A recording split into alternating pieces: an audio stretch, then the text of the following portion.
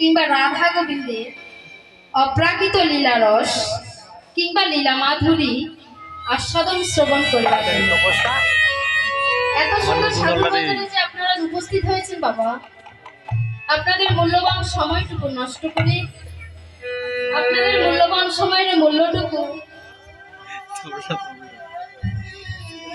হয়তো আমি দিতে পারবো না মাগো।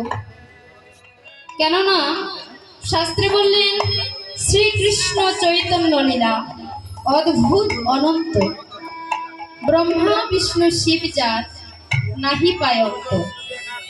যে লীলার কোনো আদি নেই, যে লীলার কোনো অন্ত নেই, যে লীলার আদি অন্ত ব্রহ্মা বিষ্ণু শিবও খুঁজে পান। দেবর্ষি নারদ যিনি সর্বদা বিনা যন্ত্রে ভগবানের নাম গুণকীর্তন করেও তার সেই নামের অন্ত খুঁজে পাননি, আর আমি তো এই জাগতিক জগতের তুচ্ছ কলির জীব। আমি এমনই একজন ক্ষুদ্র, এমনই একজন নগণ্য এবং এমনই একজন অধমা